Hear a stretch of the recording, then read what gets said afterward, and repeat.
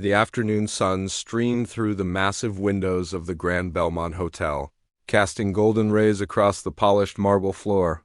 This wasn't just any hotel. This was the kind of place where movie stars stayed when they came to town, where business deals worth millions were made over afternoon tea, and where every single detail had to be absolutely perfect. Thomas Hartwell straightened his burgundy tie for the third time that hour and glanced at his reflection in the polished surface of the front desk. At 45 years old, he had worked at the Grand Belmont for almost 20 years, climbing his way up from a simple desk clerk to head of front desk operations. His salt and pepper hair was always perfectly combed, his shoes always gleamed, and his uniform never had so much as a wrinkle. The lobby buzzed with the quiet energy that Thomas loved. A businessman in a $1,000 suit talked quietly on his phone near the elevator, probably closing some important deal. Two elderly ladies in pearls and designer handbags discussed their plans for the opera later that evening. A young couple, clearly on their honeymoon, gazed up at the crystal chandelier that hung like a sparkling crown above the seating area. But the real centerpiece of the lobby wasn't the chandelier or the expensive artwork on the walls. It was the piano. A magnificent 1920s Steinway grand piano sat in the center of the room, its black surface so perfectly polished that you could see your reflection in it. The piano had been in the hotel since it opened nearly a century ago, and Thomas treated it like it was made of pure gold. Every morning, Thomas personally inspected that piano. He checked for dust, fingerprints, or any sign that someone had touched it without permission. The hotel had a professional pianist who played during dinner service, but other than that, the instrument was strictly off-limits to guests. Thomas had made that very clear to every employee who worked there. The Grand Belmont wasn't like other hotels.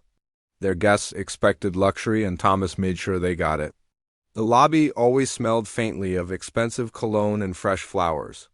The marble floors were cleaned twice a day until they sparkled.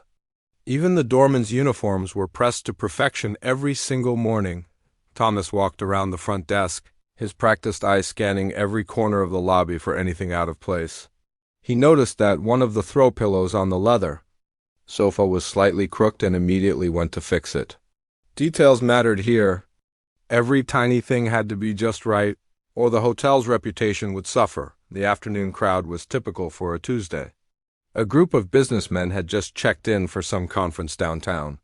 They spoke in low voices about profit margins and quarterly reports while their expensive luggage was wheeled toward the elevator. Near the window, a woman in a cream-colored dress worked on her laptop, probably some important executive taking a working vacation. Thomas felt a surge of pride as he watched it all. This was his domain. He knew every guest's name, every preference, every little detail that made their stay special. Mrs. Patterson in room 312 liked extra towels and her morning coffee, brought up at exactly 7:30. Mr. Chun always requested a room on the top floor with a city view. The Rodriguez family came every Christmas and always asked for the same suite. The phone at the front desk rang, and Thomas hurried back to answer it. It was the kitchen, confirming the menu for tonight's special event. Everything had to be coordinated perfectly. The flowers, the music, the food, the service. One small mistake could ruin everything. As he hung up the phone, Thomas noticed one of the housekeeping staff pushing a cart toward the elevators. He didn't recognize the woman immediately, but he knew she worked the upper floors. The housekeeping staff usually stayed invisible, cleaning rooms while guests were out, making sure everything was spotless without disturbing anyone. That's how things worked at the Grand Belmont. Everyone had their place, and everyone knew the rules. The front desk staff dealt with guests. The housekeepers cleaned rooms. The kitchen staff prepared meals. And absolutely nobody touched the piano except the professional musician they hired for special occasions. Thomas glanced at his watch. In a few hours, the dinner crowd would start arriving. The pianist would come in around 6 to warm up for the evening performance. Until then, the piano would sit there in all its glory, untouched and perfect, just the way Thomas liked it. A delivery man came through the front door, carrying flowers for the front desk. Thomas supervised as the arrangement was placed just so, making sure it didn't block anyone's view of the beautiful lobby. Even something as simple as a flower delivery required his attention to detail. The Grand Belmont had been Thomas's whole world for so long that he couldn't imagine working anywhere else. He had started here as a young man, eager to learn about the hotel business. Back then, he was impressed by the luxury, the important guests, the feeling that he was part of something special. Now, 20 years later, that feeling had grown into something deeper. This wasn't just his job. This was his calling. He believed that luxury meant more than expensive furniture and fancy decorations. It meant creating an atmosphere where everything was exactly as it should be, where guests never had to worry about anything being out of place. It meant maintaining standards that most people couldn't even imagine. The piano caught the afternoon light perfectly, its polished surface gleaming like a black mirror. Thomas had seen countless guests admire it over the years. Sometimes they would ask if they could play it, and he always gave them the same polite but firm answer. The piano was for looking, not touching. It was part of the hotel's atmosphere. Like a beautiful piece of art in a museum daub. As the afternoon wore on, Thomas continued his rounds, making sure every detail was perfect. He adjusted chairs, straightened magazines, and checked that the temperature was exactly right. This was what separated the Grand Belmont from ordinary hotels. This attention to every little thing. This commitment to absolute perfection. Soon the evening shift would arrive, and the hotel would transform into its nighttime personality. Soft piano music would fill the lobby, couples would dance slowly near the windows, and the whole place would glow with warm, romantic light. But for now, in the quiet afternoon hours, Thomas stood guard over his perfect domain, making sure everything stayed exactly as it should be. 3 floors above the pristine lobby, Maria Gonzalez pushed her cleaning cart down the carpeted hallway, moving with the quiet efficiency that had kept her employed at the Grand Belmont for the past 3 years. At 38, she had learned to move through the hotel like a shadow, completing her work without disturbing the guests or drawing attention to herself. Maria's hands, roughened by years of cleaning supplies and hard work, carefully dusted each picture frame along the corridor. She took pride in her work, even if nobody ever noticed the small details she attended to. The baseboards that she wiped down every day, the light switches she polished until they gleamed, the way she arranged the towels in perfect thirds in every bathroom. This job meant everything to her because it meant everything to her daughter. Sophia sat cross-legged on the floor near the elevator, her school backpack beside her, working quietly on her homework. At 12 years old, she had learned to be patient. During these school break days when she had to accompany her mother to work, the regular babysitter had gotten sick, and Maria couldn't afford to miss a day of work. Single mothers didn't have that luxury. The little girl looked up from her math problems and watched her mother work. Sophia had been coming to the hotel with Maria since she was small, and she knew all the rules. Stay quiet, don't touch anything, don't bother the guests, and absolutely don't go down to the lobby unless it was an emergency. Maria had explained these rules carefully, and Sophia understood why they mattered. Her mother's job was precious, and Sophia never wanted to do anything that might put it at risk. Maria had been working since she was 16, but the Grand Belmont was the best job she'd ever had. The pay was decent, the managers were mostly fair, and they even offered health insurance after 6 months. When Sophia had gotten pneumonia 2 years ago, that insurance had saved them from financial disaster. Maria still remembered sitting in the hospital waiting room, holding the insurance card in her shaking hands, knowing that without this job, she never could have afforded her daughter's treatment. Before the Grand Belmont, Maria had worked at a small motel near the highway.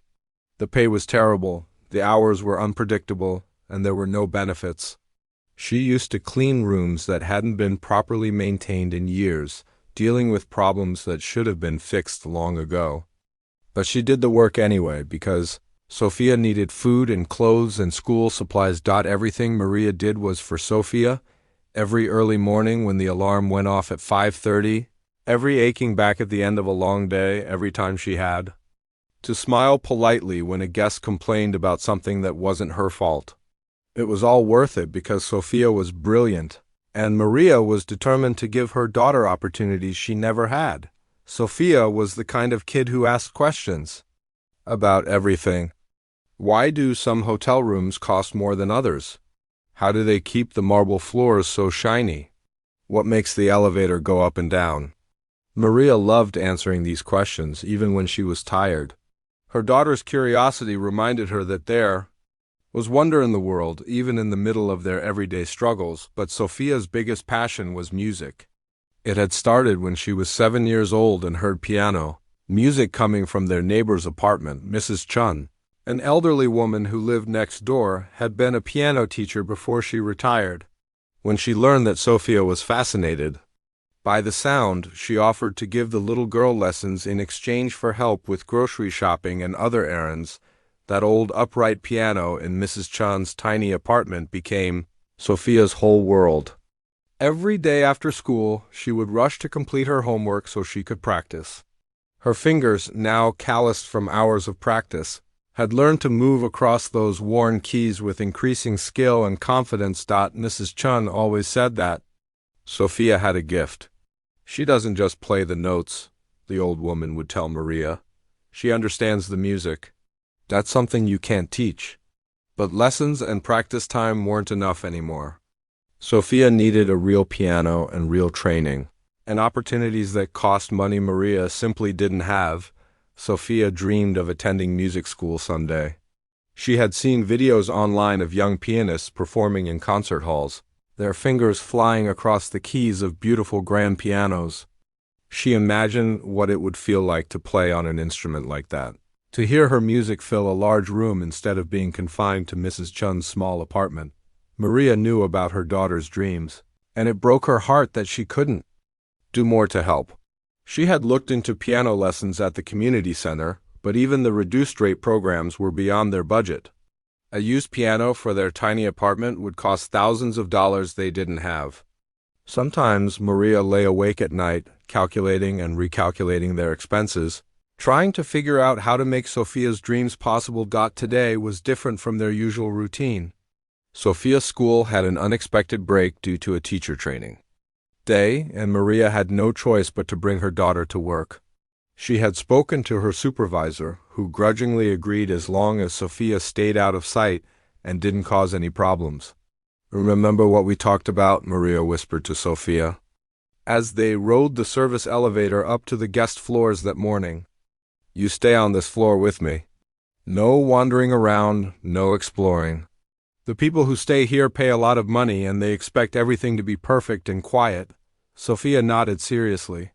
She understood that her mother's job was important, and she never wanted to do anything that might get Maria in trouble. She had brought extra homework to keep herself busy, and a book she was reading about famous composers.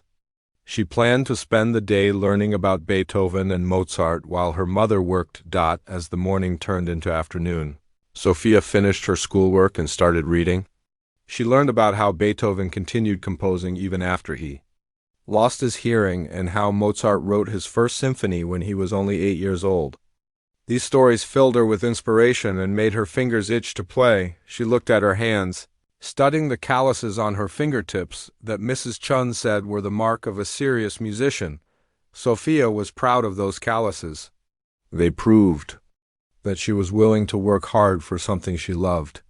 Every blister, every sore finger, every hour of practice was bringing her closer to becoming the pianist she dreamed of being. Maria worked steadily through the afternoon, cleaning each room with the same careful attention she gave every day. She changed sheets, scrubbed bathrooms, vacuumed carpets, and restocked towels and toiletries. It was physical work that left her tired, but she had learned to find satisfaction in doing it well. Every so often, she would check on Sophia, who sat patiently in the hallway with her books and papers spread around her. The little girl never complained about these long days, never asked to go home early, never made her mother feel guilty about the situation. Sophia understood that they were a team, and teams looked out for each other. As the afternoon wore on, Maria could see that Sophia was getting restless. The book about composers lay closed beside her, and she was staring down the hallway toward the main elevators with a curious expression. Maria recognized that look. It was the same expression Sophia got when she heard piano music and wanted to investigate where it was coming from. Sophia closed her book about famous composers and stretched her legs, which had gotten stiff from sitting on the carpeted floor for so long.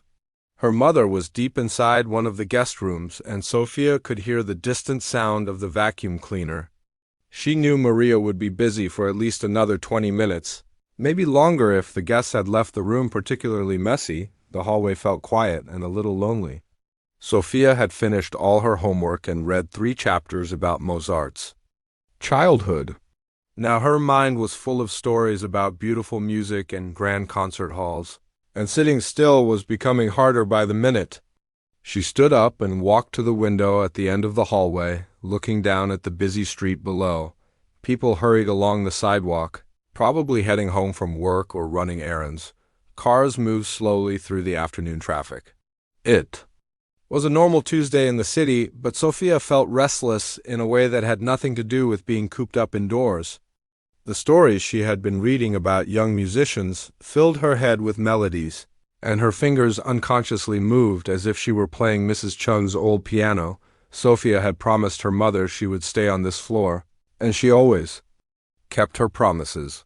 But as she stood by the window, she remembered something.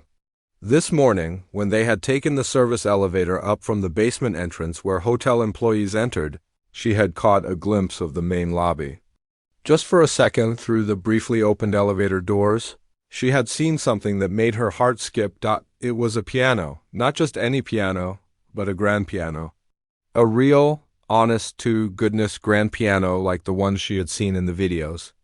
Mrs. Chun showed her of famous concert halls. Sophia had only caught a glimpse, but the image had stayed in her mind all day. She kept thinking about what it would look like up close, what the keys would feel like under her fingers, what kind of sound would come from such a magnificent instrument. The vacuum cleaner was still running in the guest room. Sophia walked to the door and listened carefully. Her mother's voice drifted out as she hummed a little tune while she worked. Maria always hummed when she was focused on a task, and Sophia knew this meant she would be occupied for a while longer. Sophia looked toward the main elevator at the end of the hall. She knew she wasn't supposed to leave this floor, but she also knew that her mother had said not to bother the guests or cause any problems. What if she just took a quick look? What if she rode the elevator down to the lobby, just for a minute? Just to see the piano up close?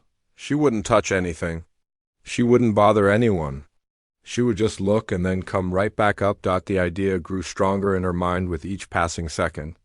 Sophia had been thinking about that piano all day, imagining what it would be like to see a real grand piano in person. Mrs. Chin had told her stories about the great pianos of the world, about how each one had its own unique voice and personality.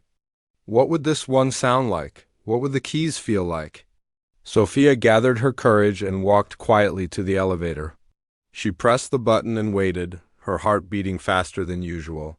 When the doors opened, she stepped inside and looked at the button panel. The lobby was on the ground floor. All she had to do was press the button, take a quick look, and come right back up. Her mother would never even know she had left. The elevator descended smoothly, and Sophia watched the floor numbers change. 5th floor, 4th floor, 3rd floor. With each floor that passed, her excitement grew. She was finally going to see a real grand piano up close. Not in a video or a picture, but in real life. The elevator doors opened, and Sophia stepped into the Grand Belmont's lobby. Her breath caught in her throat. The place was even more beautiful than she had imagined. Marble floors gleamed like mirrors. Crystal chandeliers sparkled overhead, and everything looked like something from a fairy tale. But none of that mattered to Sophia, because there, in the center of it all, was the piano. It was absolutely magnificent. The black surface was so perfectly polished that it reflected the light from the chandeliers like a dark mirror.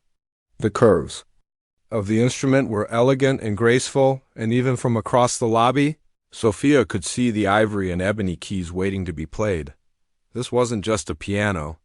This was a work of art. Sophia moved closer, trying to stay out of the way of the guests and hotel staff who moved through the lobby. She had never seen anything so beautiful in her life. The piano seemed to glow with its own inner light, and she could almost hear the music it was capable of making. This was the kind of instrument that could fill a concert hall with beautiful sound, the kind of piano that famous composers had dreamed of playing. As she got closer, Sophia could see the details that made this piano special.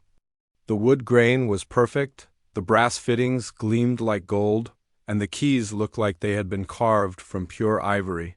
She had read about pianos like this in her music books, but seeing one in person was completely different.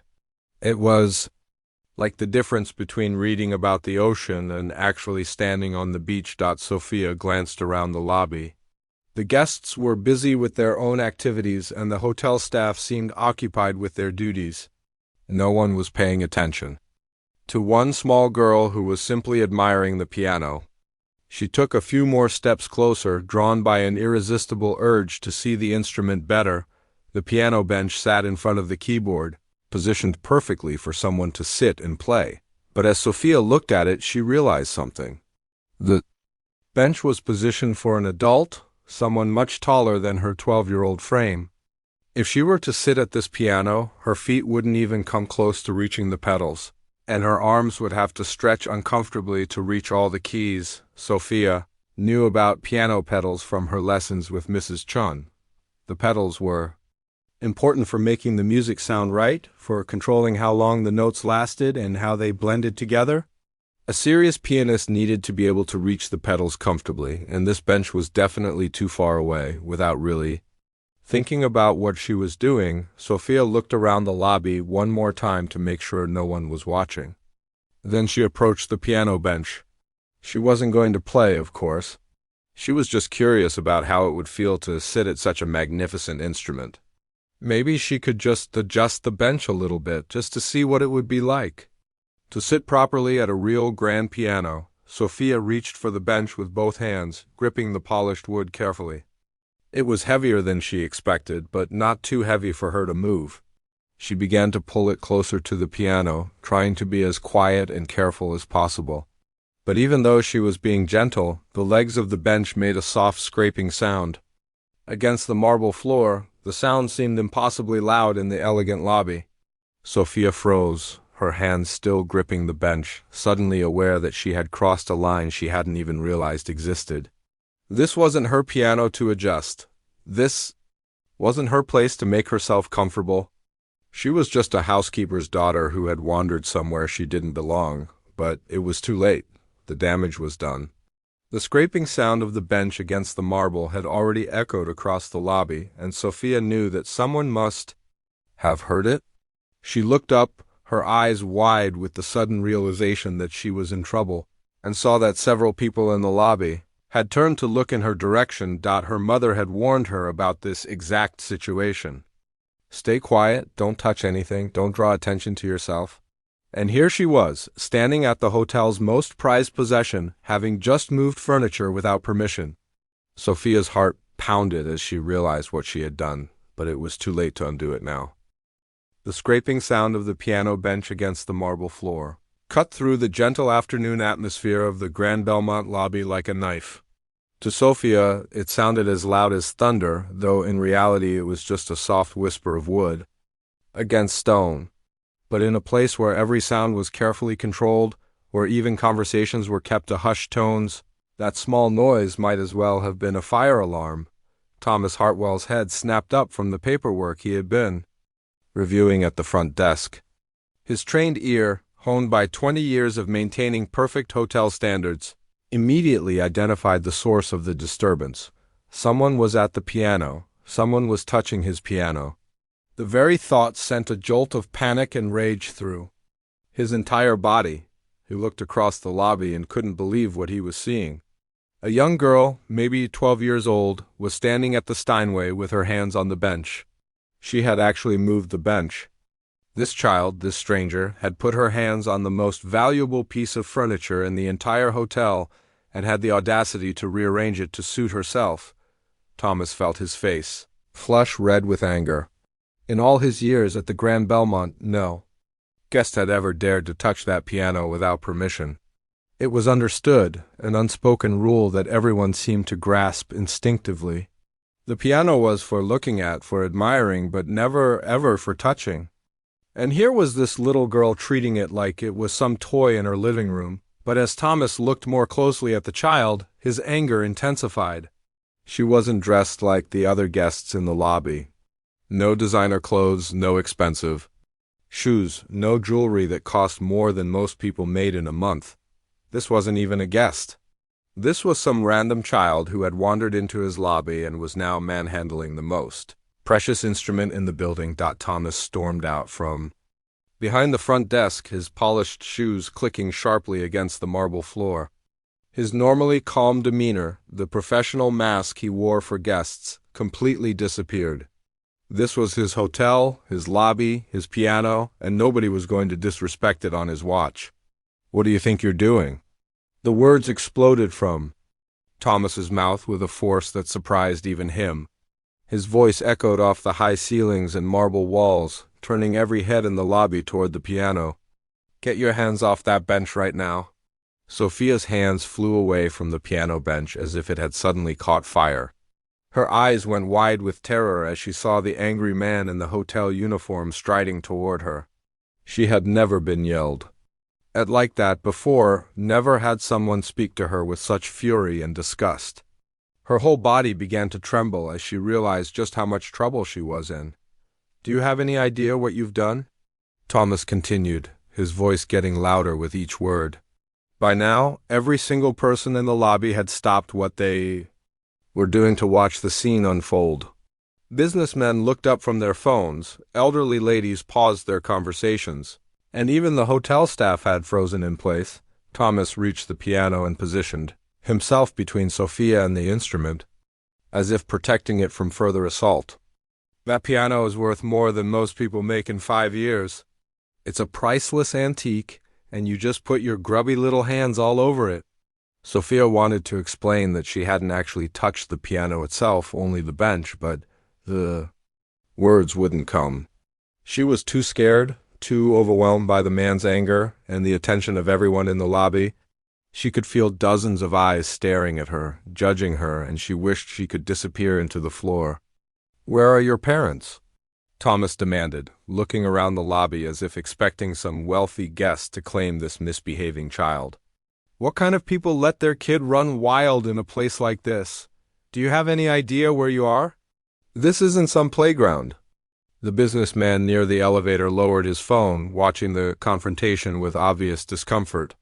The elderly ladies by the window whispered to each other behind their hands. A young couple who had been admiring the chandelier now stared at Thomas with expressions of shock and disapproval. But Thomas was too angry to notice the change in atmosphere, too focused on his outrage to see that his behavior was making the guests uncomfortable. "I should call security right now," Thomas continued, his voice carrying across the entire lobby. "I should have you thrown out of here for vandalism. That bench is positioned exactly where it needs to be, and you have no right to move it." "Number? Right at all." Sophia's eyes filled with tears, but she blinked them back. She wanted to run away, wanted to hide, but she couldn't move.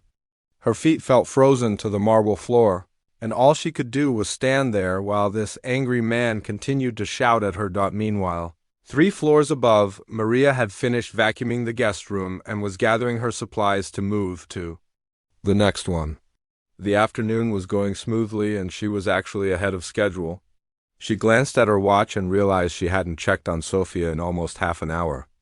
Her daughter was responsible and always stayed where she was supposed to, but Maria liked to look in on her regularly just to make sure everything was okay. Maria stepped out of the guest room and looked down the hallway where she had left Sophia.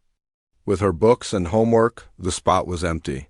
The backpack was still there, the books were scattered around, but Sophia was nowhere to be seen. A cold fear gripped Maria's heart. Sophia never wandered off, never. She was the most obedient child Maria had ever known, always following rules, always staying exactly where she was told to stay.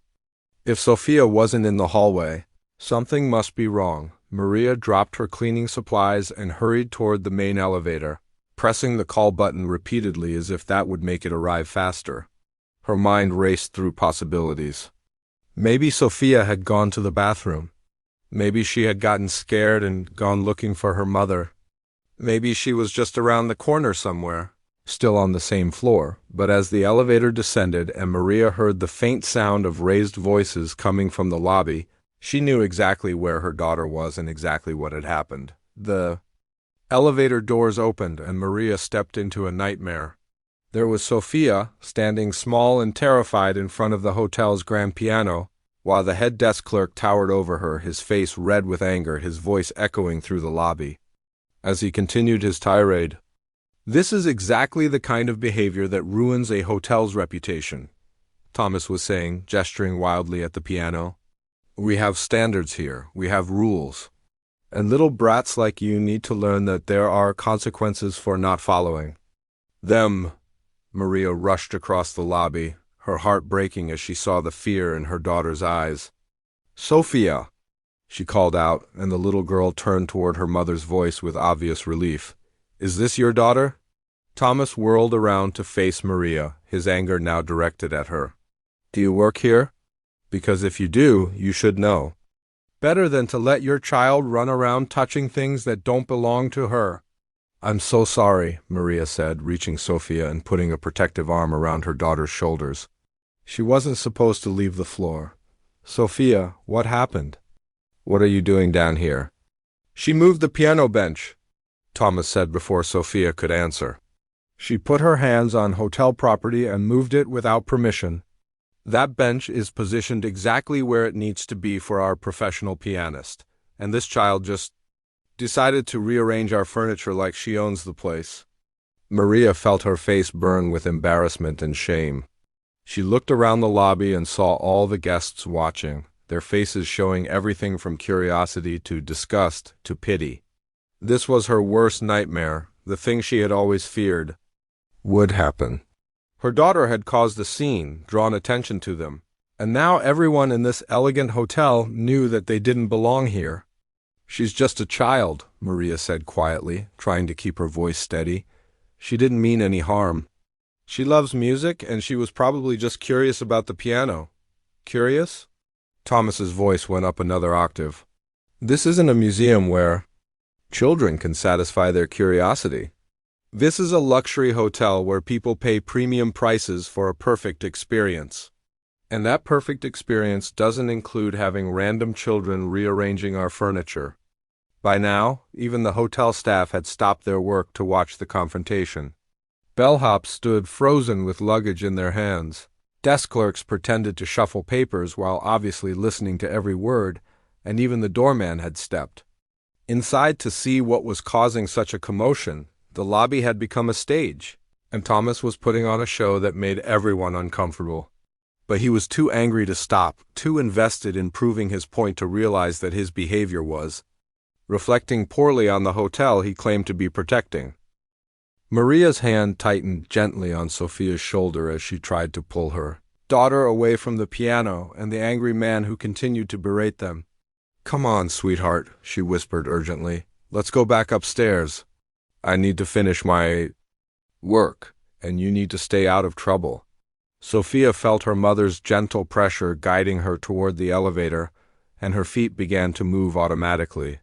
This was what she always did. When adults were angry, when situations became uncomfortable, when her mother needed her to be invisible, Sophia disappeared. She followed rules, stayed quiet, and never caused problems. It was safer that way. It was what good daughters did, but as she took those first few steps away from the piano, something strange happened inside Sophia's chest. It wasn't fear this time, or embarrassment, or the desperate wish to become invisible. It was something else entirely. Something that felt warm and strong and completely unfamiliar. Thomas was still talking, his voice following them across the lobby like an angry echo. "That's right, take your daughter and get out of here. And make sure she never comes near that piano again. Some people just don't understand the value of fine things." That's when Sophia stopped walking. Her feet planted themselves on the marble floor as if they had grown roots, and no amount of gentle pressure from her mother could make them move another step. Maria tugged softly on her arm, confusion clear in her voice. "Sophia, what are you doing? We need to leave, now." But Sophia wasn't listening to her mother anymore. She was listening to something else, something that had been building inside her all day, all week, maybe even all her life.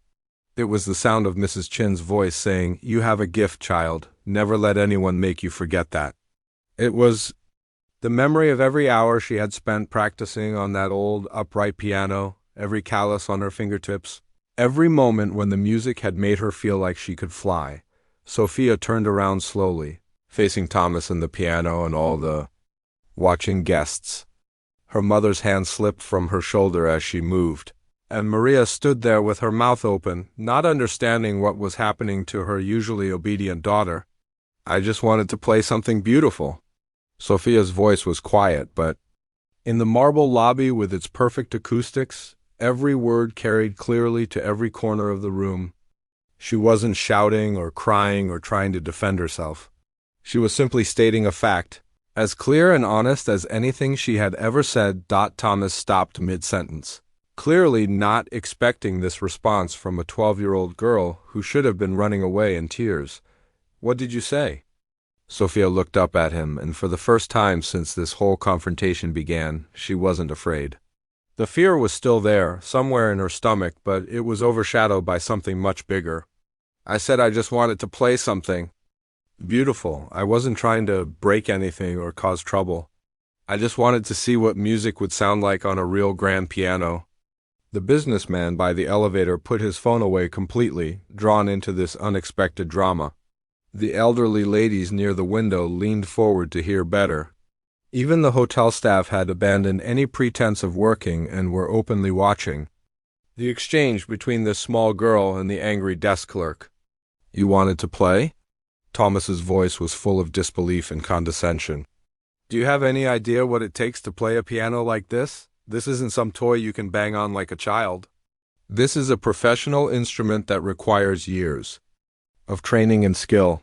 Sophia felt something spark inside her chest, something that felt like anger but cleaner and stronger. "I know it's not a toy," she said, her voice getting steadier with each word. "I've been taking piano lessons for 5 years. I practice every single day. I know about proper posture and hand position and how to use the pedals. That's why I moved." The bench, it was positioned for someone much taller than me. Maria watched her daughter with growing amazement. This wasn't the Sophia she knew, the quiet girl who always followed rules and never spoke up for herself. This was someone new, someone brave and confident and unafraid to defend what she loved. Thomas let out a harsh laugh that echoed off the marble walls. "Piano lessons? From who? Some community center volunteer? Do you think that qualifies you? To touch a Steinway grand piano that's worth more than your mother makes in a decade?" That's when something changed in Sophia's eyes. The spark that had been growing brighter suddenly blazed into a full flame. She had been willing to accept criticism of herself, willing to be called a troublemaker or a rule breaker. But hearing this man dismiss Mrs. Chun, hearing him mock the woman who had given Sophia the greatest gift of her life, was more than she could bear.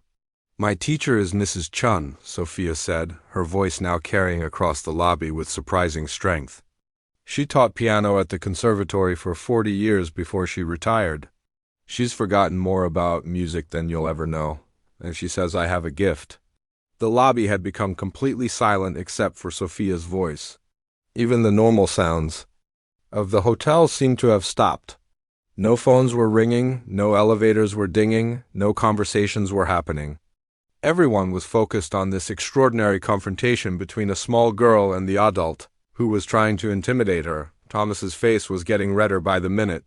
He wasn't used to being challenged, especially not by a child, and definitely not in front of an audience of hotel guests. "I don't care what some old woman told you," he said. "This piano is not for amateur hour. It's not for little girls who think they can play because they took a few lessons. It's for professional musicians only." Sophia looked at the piano, then back at Thomas, then at all the faces watching her from around the lobby. She could see her mother standing nearby, worry and confusion clear on her face. She could see the guests, some looking uncomfortable with Thomas's behavior, others seeming to enjoy the drama. She could see the hotel staff, frozen between wanting to intervene and not wanting to contradict their supervisor. And in that moment, Sophia made a decision that surprised even her. She had spent her whole life being careful, being quiet, being invisible. She had learned to apologize for taking up space, to make herself small so that others would be comfortable. But standing there in front of that beautiful piano, she realized that some things were worth being brave for. "You're wrong," Sophia said, and her voice carried a confidence that seemed to come from somewhere deep inside her soul. "Music isn't about how much money you have or how expensive your clothes are. Music is about feeling something beautiful and wanting to share it with the world. And I do have something beautiful to share." Maria reached out toward her daughter, still trying to end this confrontation before it got worse. "Sophia, please. Let's just go upstairs. We don't need to prove anything to anyone." But Sophia gently stepped away from her mother's reach, moving closer to the piano instead of farther away. "No, Mom, I'm tired of pretending I'm not good enough. I'm tired of hiding who I am because some people think they're better than us."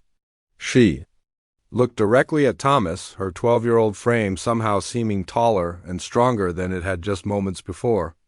"You want to know if I can really play this piano? You want to know if I'm qualified to touch something so precious? Then let me show you." Thomas was so shocked by her boldness that for a moment he was speechless. This wasn't how these situations were supposed to go. Children were supposed to be intimidated by adult authority, especially when that adult was clearly their social superior.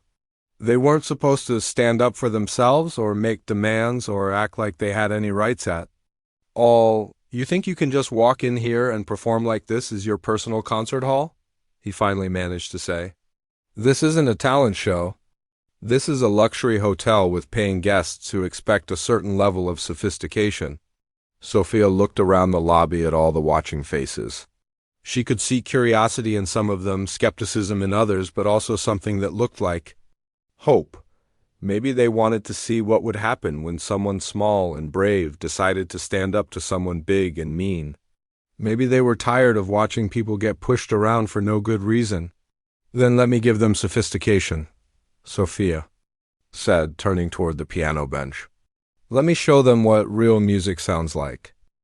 Sophia walked toward the piano bench with steady steps, her heart pounding so hard she was sure everyone in the lobby could hear it, but her hands weren't shaking anymore.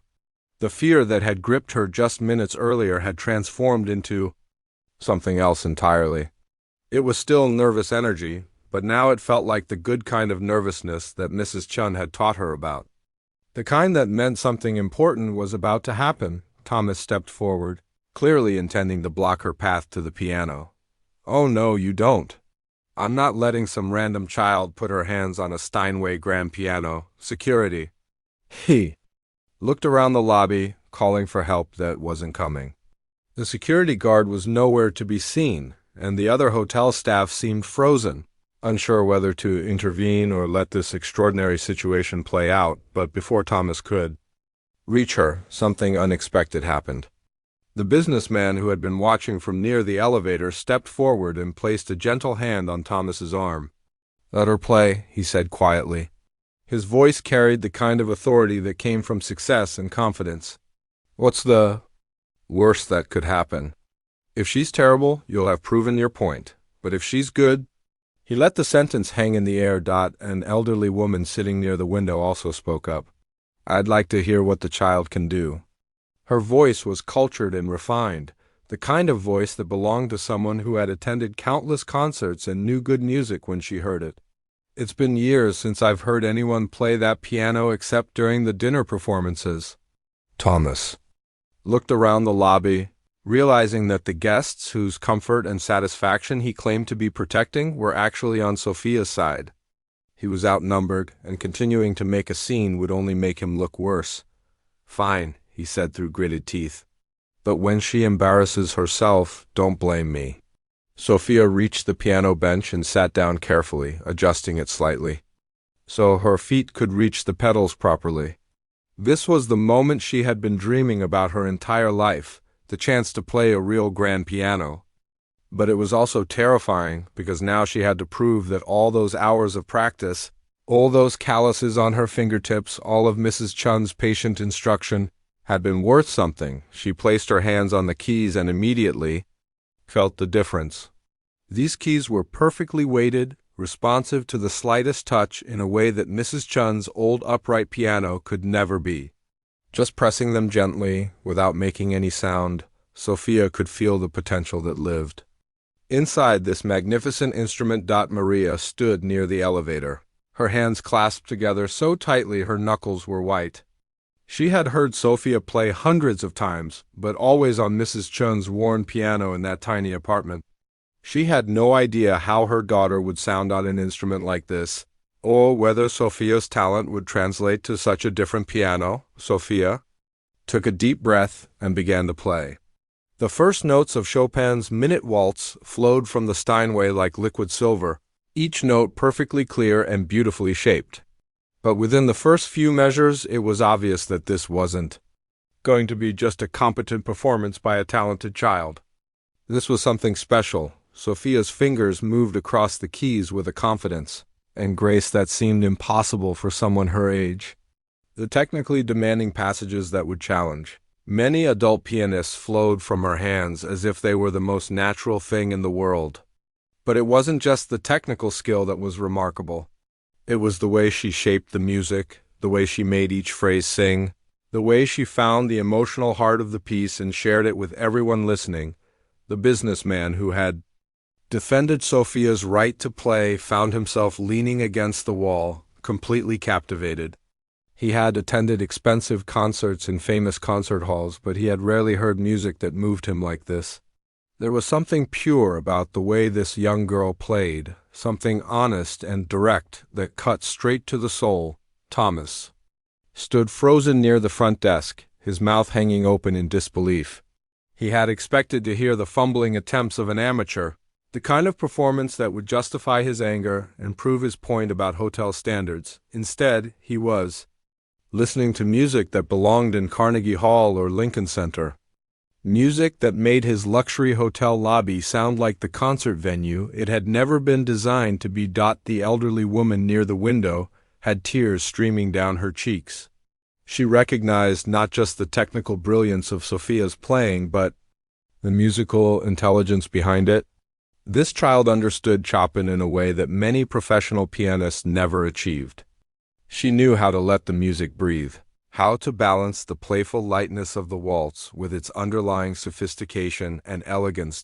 As Sophia moved through the piece, her confidence grew with each measure. The piano was responding to her touch in ways she had only dreamed about.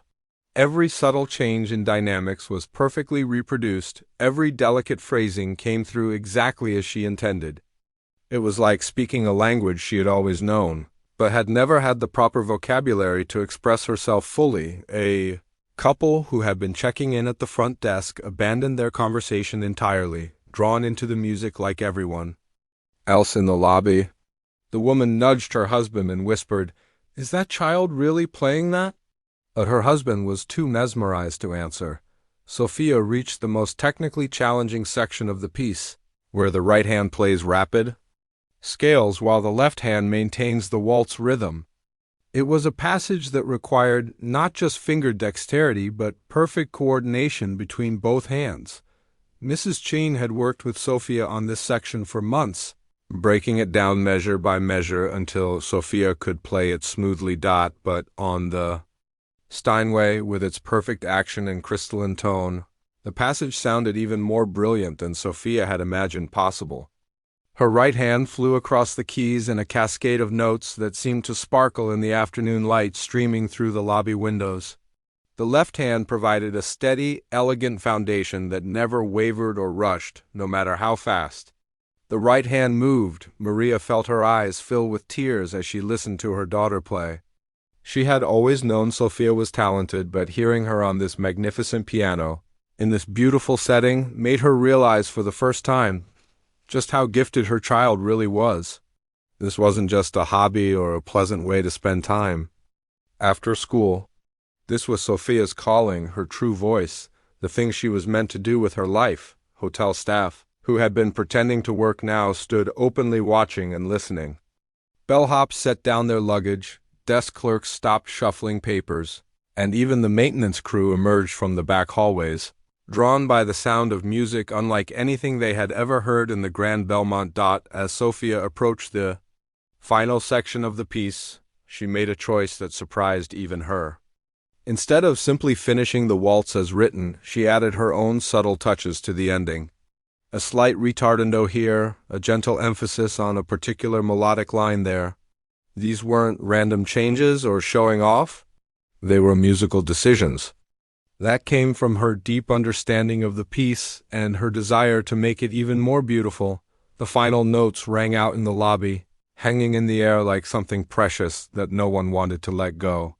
Sophia's hands remained poised over the keys for a moment, as if she couldn't quite believe the performance was over. The music had carried her to a place beyond fear, beyond doubt, beyond the angry words and uncomfortable stares.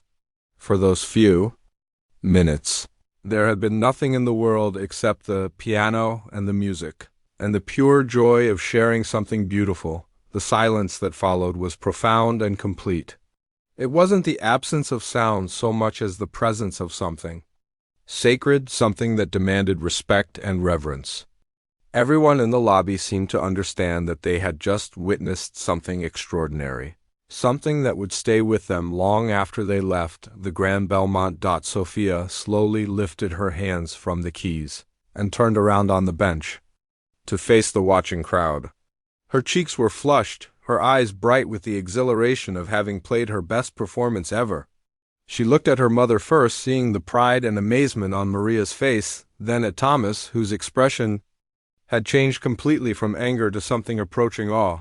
The spell was finally broken when the elderly woman near the window began to clap. Her applause started slowly, reverently, but it quickly grew stronger and was joined by others throughout the lobby. The businessman clapped enthusiastically. The young couple applauded with obvious delight, and even some of the hotel staff began to clap. But it was the look on Thomas's face that told Sophia she had truly succeeded in proving herself. The man who had been so certain that she had no right to touch his precious piano now stared at her as if he was seeing her for the first time. The applause that had started with the elderly woman near the window gradually faded away, leaving behind a silence that felt completely different from the tense quiet that had filled the lobby. During Sophia's confrontation with Thomas, this wasn't uncomfortable silence or awkward silence or the kind of silence that begged to be filled with words. This was the kind of silence that comes after something profound has happened. When people need time to process what they've just experienced, Sophia remained seated at the piano bench, her hands now resting in her lap, looking around at all the faces staring back at her. Just minutes ago, those same faces had been watching a scene of conflict and embarrassment. Now they looked at her with something that felt like wonder, like they couldn't quite believe what they had just heard. The businessman near the elevator was the first to break the spell. He walked slowly toward the piano, his steps careful and deliberate, as if he was approaching something sacred. When he reached Sophia, he crouched down so he could look her in the eye. "Young lady," he said, his voice soft with genuine awe, "that was absolutely extraordinary. I've heard professional concerts that weren't half as moving as what you just played." Sophia felt her cheeks flush with a mixture of pride and shyness. "Thank you," she said quietly. "I've been practicing that piece for 8 months, Mrs. Chun. Says it's one of the most difficult waltzes Chopin ever wrote." "Mrs. Chun taught you well," the man replied. "What's your name?" "Sophia," she answered, glancing over at her mother, who still stood near the elevator with tears streaming down her face. The businessman stood up and extended his hand for a formal handshake. "Sophia, my name is David. I'm a music producer here in the city, and I want you to know that what you just did was nothing short of miraculous. That kind of musical understanding doesn't come along very often." Meanwhile, Thomas stood frozen near the front desk, his entire worldview crashing down around him. For 20 years he had believed that worth and talent were directly connected to wealth and social status. He had assumed that the daughter of a housekeeper couldn't possibly have anything valuable to offer in his elegant hotel lobby. But what He had just heard challenged everything he thought he knew about people and merit and what really mattered. The piano still seemed to vibrate with the echo of Sophia's performance. Thomas found himself walking toward it almost without realizing it, drawn by some force he couldn't explain. When he reached the Steinway, he placed his hand gently on its polished surface, as if trying to capture some of the magic that had just filled the air. "I was wrong," he said, so quietly that only Sophia could hear him. "I was completely wrong about you." Sophia looked up at him with those same clear, honest eyes that had held such fear just a little while ago. "You weren't wrong about the piano being special," she said. "It really is the most beautiful instrument I've ever played. Every note sounds exactly the way it's supposed to sound." Thomas felt something break open in his chest, something that had been locked away for years behind professional politeness and rigid standards. "I've worked in this hotel for 20 years, he said, "and I've never heard that piano sound the way it did when you played it. Not even when we hire professional musicians for special events." The elderly woman who had been the first to applaud made her way slowly across the lobby, using an elegant walking cane that clicked softly against the marble floor. She was dressed in the kind of timeless, expensive clothes that spoke of old money and refined taste, but her eyes were warm and kind as she approached Sophia. "My dear child," she said, her voice carrying the slight tremor of age but also the authority of someone accustomed to being listened to, "I must introduce myself. My name is Eleanor, and I spent 40 years teaching piano at some of the most prestigious music schools in the country. I've heard thousands of young pianists in my lifetime, and I can tell you with absolute certainty that what you just played was exceptional." Sophia's eyes widened. Another piano teacher, here in this fancy hotel lobby, telling her that her playing was good. It felt like a dream, like something that happened to other people, but never to daughters of housekeepers who practiced on old, worn-out pianos in tiny apartments. "You really think I played it well?" Sophia asked, needing to hear it again, needing to be sure this wasn't all some mistake. Eleanor smiled, and her whole face lit up with genuine warmth. "Well, my dear, you didn't just play it well. You played it with the kind of musical intelligence and emotional depth that most pianists spend decades trying to achieve. Tell me, how old are you?" 12, Sophia answered. Eleanor's eyebrows rose in amazement. 12 years old, and you understand Chopin like that? It's remarkable, absolutely remarkable. Maria finally found her voice and walked over to join the conversation around the piano. "Sophia has always loved music," she said, her voice still shaky with emotion. "Ever since she was little, she would stop whatever she was doing whenever she heard piano music. Our neighbor, Mrs. Chun, has been teaching her for 5 years now." "Mrs. Chun sounds like a wonderful teacher," Eleanor said. "But talent like this needs more than one lesson a week in someone's living room. This child needs proper training, a real piano to practice on, and opportunities to perform and grow." The young couple who had been checking in earlier joined the growing circle around Sophia and the piano. The woman was wiping tears from her eyes, and her husband kept shaking his head in amazement. "We have a 10-year-old daughter," the woman said. "She takes piano lessons too, but she's never played anything like that. Where did you learn to play with so much feeling?" Sophia thought about the question seriously before answering. "Mrs. Chun always tells me that the music has to mean something to you before you can make it mean something to other people. She says you have to find the story in every piece and then tell that story with your fingers." More hotel guests had gathered around now, drawn by the conversations and the lingering sense that something special had just happened.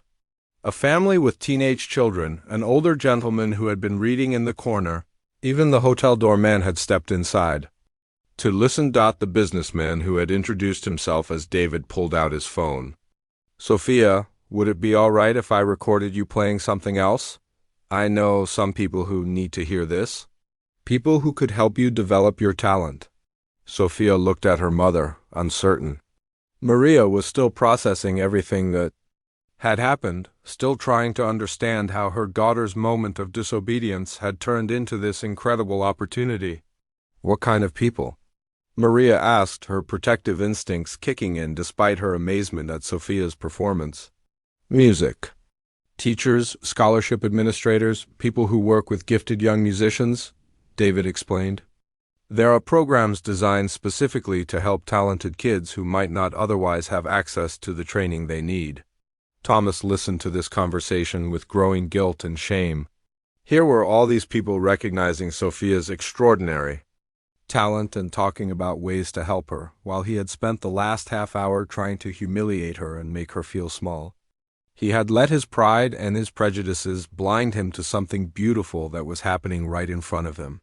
"There's something I need to say," Thomas announced, his voice carrying across the group gathered around the piano. Everyone turned to look at him, and he felt the weight of their attention. Some of them had watched him berate Sophia, and he knew he needed to make this right. "I owe Sophia and her mother an apology," he said, his voice steady but filled with genuine remorse. "I was wrong to speak to them the way I did. I let my concern for hotel property override my basic human decency, and that's inexcusable." He looked directly at Sophia, who was still sitting on the piano bench, watching him with those clear, thoughtful eyes.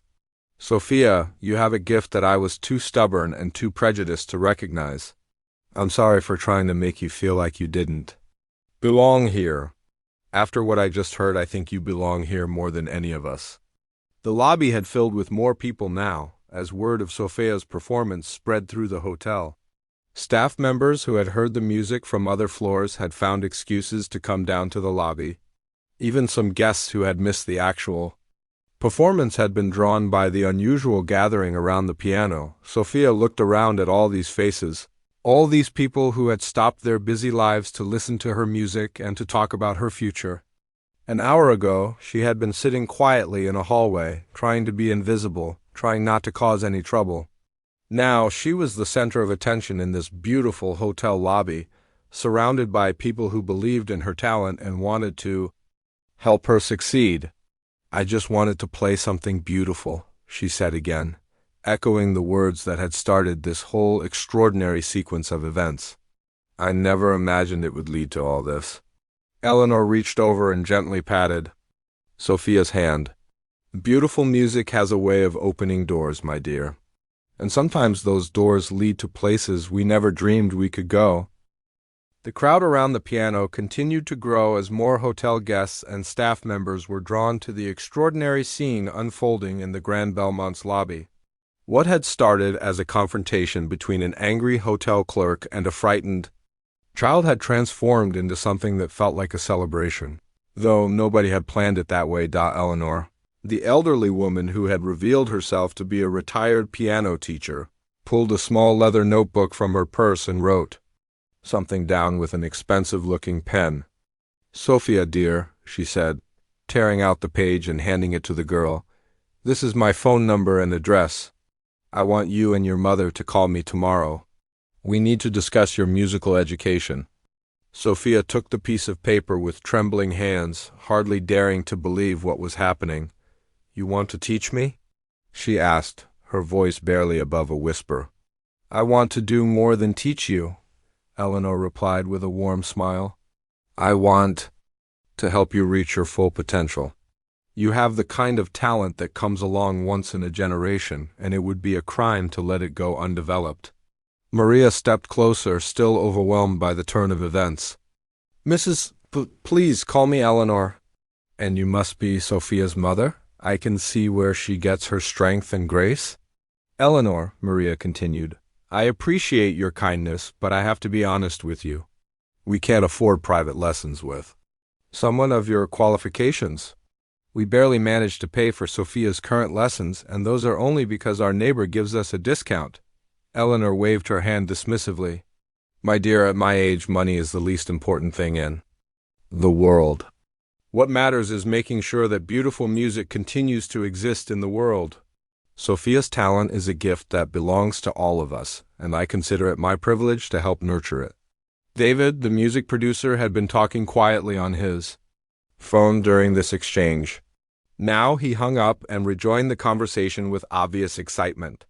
"I just spoke with the director of the youth music program at the conservatory," he said. She wants to meet Sophia as soon as possible. They have scholarship programs for exceptionally talented students. And after what I just heard, I'm confident Sophia would qualify. Sophia looked back and forth between these two adults who seemed determined to change her life. An hour ago, she had been just another invisible kid trying not to cause trouble for her hard-working mother. Now, suddenly, she was being offered opportunities. That had seemed impossible just that morning. There's something else, David continued, turning to address Thomas, who had been standing quietly nearby, still processing his own transformation. I think Sophia should perform here regularly. This hotel has never had a resident young pianist, and after what just happened, I think your guests would love it. Thomas, who had spent the last 20 minutes reconsidering everything he thought he knew about worth and talent, nodded immediately. I think that's a wonderful idea, but I'm not the one who makes those decisions. As if summoned by the mention of decision-making, the hotel's general manager appeared from the elevator.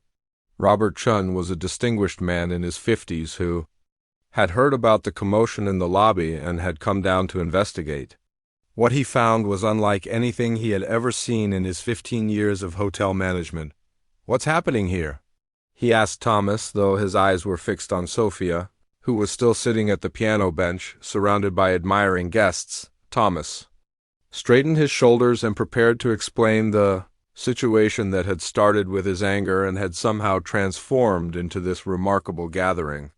Sir, this is Sophia. She's the daughter of one of our housekeeping staff, and she just gave the most incredible piano performance I've ever heard. Robert looked skeptical. He had heard Thomas's opinions about maintaining hotel standards, and he couldn't imagine what had caused such a dramatic change in his usually rigid front desk manager. A performance? She played Chopin's Minute Waltz, said the businessman named David, stepping forward to introduce himself. I'm David Rodriguez, and I produce music for several major recording labels. What this young lady just did was nothing short of extraordinary. Eleanor also stepped forward, her aristocratic bearing immediately commanding respect. I'm Eleanor Whitfield, formerly of the Eastman School of Music. I taught piano for 40 years, and I can assure you that Sophia's talent is exceptional. Robert's expression changed as he recognized the significance of these endorsements. The Grand Belmont prided itself on attracting distinguished guests, and here were two clearly accomplished people singing the praises of a 12-year-old girl. You be willing to play something for me, Sophia? Robert asked gently, crouching down to her level the way David had done earlier. Sophia looked at her mother, who nodded encouragingly despite her own nervousness about how much attention her daughter was receiving. What would you like me to play? Whatever you're most comfortable with, Robert replied. Sophia thought for a moment, then placed her hands on the keys again. This time she chose a piece that was shorter but even more emotionally complex than the Chopin Waltz. It was Debussy's Clair de Lune, a piece that Mrs. Chun had taught her to play not with her fingers but with her heart. The haunting melody flowed from the Steinway like moonlight made audible. Every note was perfectly shaped, every phrase breathed with natural musicality that couldn't be taught. The lobby became completely silent again as Sophia's interpretation of one of classical music's most beloved pieces filled the air with pure beauty. When she finished, Robert Chun stood up slowly, his expression one of complete amazement. In 30 years in the hospitality industry, he said, I have never heard anything like that. Sophia, how would you feel about performing here once a week? We could arrange it for Sunday afternoons when families come for our special brunch service. Sophia's eyes went wide. You want me to play here? For real guests? Every week? I want you to share your gift, Robert replied. Music like yours deserves to be heard, and our guests deserve to experience something truly special. Maria felt tears streaming down her face again.